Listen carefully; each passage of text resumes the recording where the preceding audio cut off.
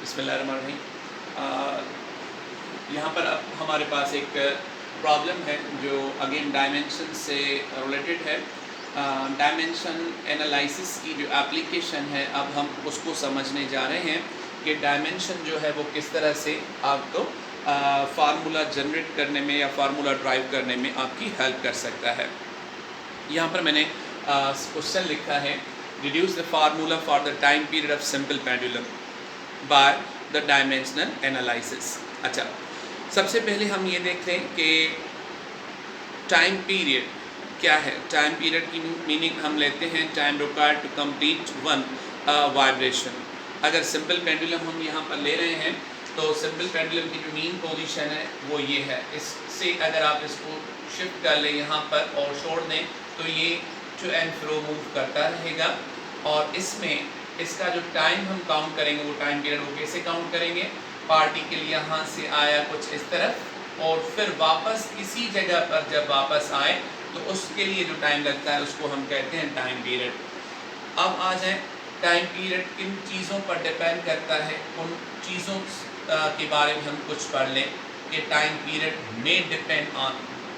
Time period इस simple pendulum की किस किस चीज़ पर डिपेंड करता है। फॉर एग्जांपल सबसे पहले हम पढ़ते हैं सिंपल पेंडुलम की जो लेंथ है, क्या लेंथ बढ़ाने से टाइम पीरियड कम होगा या ज़्यादा होगा, तो शायद चेंज हो।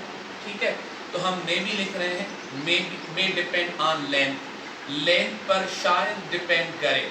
अच्छा, इसके बाद ये अगर पार्टिकल हम ऊपर ले जा रहे हैं पेंडुलम, इसको अगर हम फोर्स हटा दें तो ये फिर वापस ओरिजिनल अपनी जगह पर आ जाता है।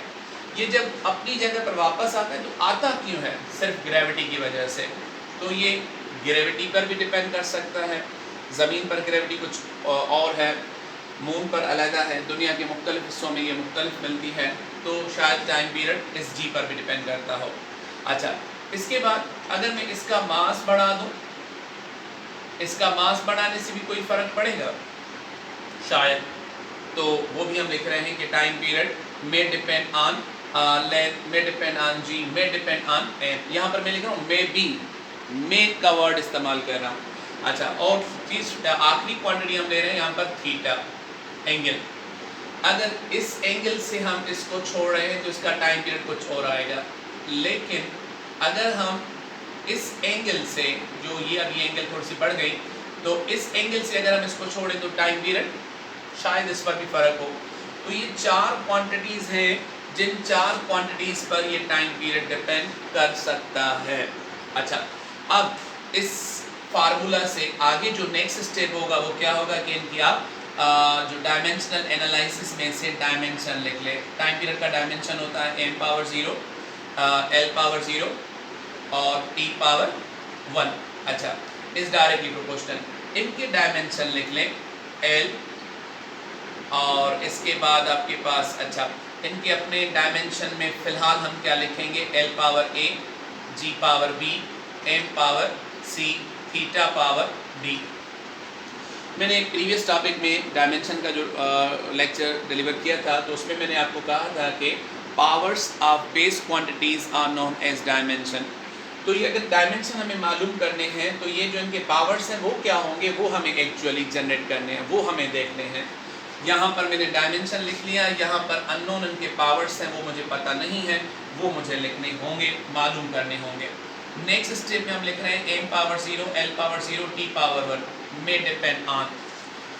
ये जो l है यहाँ पर as a physical quantity represent की हुई है, a पावर है इसका, g भी ग्रेविटी है, इसका पावर b है। अब इनके डायमेंशन लिखें, l का dimension capital l power a, g acceleration है, एक्सीलरेशन का डायमेंशन क्या है, l t पावर -2, इसका पावर हम क्या लिखेंगे b, और m मास है, मास का डायमेंशन कैपिटल M आता है और पावर c, और इसके बाद थीटा, थीटा एंगल है, एंगल का डायमेंशन कुछ भी नहीं होता, सिर्फ हम नंबर लिखते हैं 1। अच्छा, अब देखिए यहाँ पर कि कोई ऐसी चीज़ें जो दो दो मरतबा लिखी गई हो, ये सारे फैक्टर आपस में मल्टीप्लाई हो रहे हैं। अगर कोई भी ऐसी चीज़ है जो आप 2 मरतबा या 3 मरतबा लिखी हुई है तो आप उनको इकट्ठा लिख लें। l 2 मरतबा लिखी हुई है तो आप लिखेंगे l power a plus b, और इसके बाद जो टाइम है t पावर -2b और m पावर c। d का यहाँ पर वैल्यू हम क्या लेंगे, 1 का वैल्यू है, 1 कब आता है, जब ये वैल्यू पावर 0 होता है। 0 पावर जब भी आता है तो इसका मकसद है कि इसका वैल्यू बराबर 1 के आ गया। तो इसका मकसद है कि ये जो d है यहाँ पर दी हुई ये 1 के बराबर ही आएगी। अच्छा, अब इसके बाद हम देखें जिन दो क्वांटिटी, एक क्वांटिटी m यहाँ पर है, m यहाँ पर भी है, ये साइन प्रोपोर्शनली है। इन m के बेस एक जित से तो पावर भी एक जितने मिलेंगे। तो हम क्या लिखें, सबसे पहले यहाँ पर से पावर लें m का c डायमेंशन, यहाँ पर इसका पावर c है, यहाँ पर क्या है 0, तो dimension of c is equal to 0। अच्छा, इसके बाद हमारे पास टाइम का वैल्यू आ जाता है। टाइम का पावर यहाँ पर क्या है -2b। यहाँ पर पावर टाइम का जो है वो -2b है, तो यहाँ पर क्या है इसका जस्ट 1, तो यहाँ पर हम इसका लिखेंगे 1। अगर b यहाँ पर लिखें और -2b इस तरफ लेकर आ जाए तो क्या वैल्यू आ जाएगा -1/2।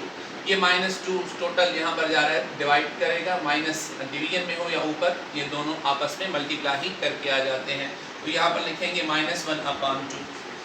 अच्छा, b का वैल्यू भी मिल गया, d का वैल्यू पहले गिवन है, c का वैल्यू 0, बाकी a का वैल्यू। यहाँ पर l का जो वैल्यू है a + b और यहाँ पर 0, तो l का वैल्यू हम लिखेंगे a + b dimension is equal to 0। अच्छा, ये b पहली तरफ शिफ्ट कर लें तो -b। अच्छा, b का वैल्यू क्या है, ऊपर हमने मालूम किया था माइनस, फिर इसका जवाब आ रहा है -1/2, माइनस इंटू माइनस प्लस, तो +1/2, ये हमें इसका फार्मूला मिल गया। अच्छा, अब जो हमारे पास नेक्स्ट स्टेप आएगा, उस नेक्स्ट स्टेप में हम क्या देखें, इनकी जो वैल्यूज़ हैं वो हम यहाँ पर इस फार्मूला में रख रहे हैं। जैसे हमें इसका जो डायमेंशन मिला था टाइम का, t में depend on l power a, l power a का जो वैल्यू अभी हमने फाइंड किया वो 1/2। इसके बाद g का जो पावर है यहाँ पर b है, और b हमने यहाँ पर मालूम किया है -1/2। अच्छा, और इसके बाद जो m पावर c का वैल्यू हमने देखा 0, और थीटा पावर d, थीटा का जो पावर है वो भी 0, तो ये सारे के सारे कैंसिल हो गए। बाकी हमें मिल जाएगा t is directly proportional l और 1/2 अपन g 1/2।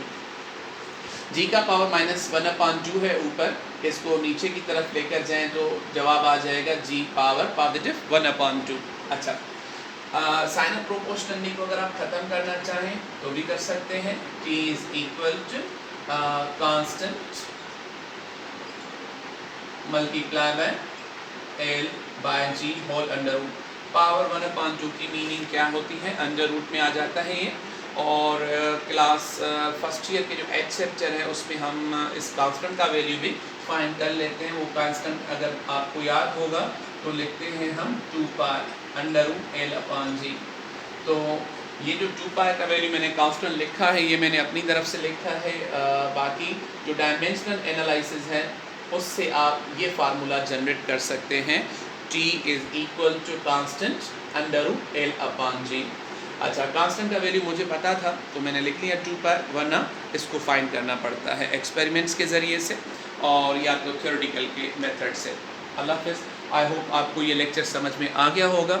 इसको अगेन अगर कोई प्रॉब्लम है तो आप मुझसे पूछ सकते हैं।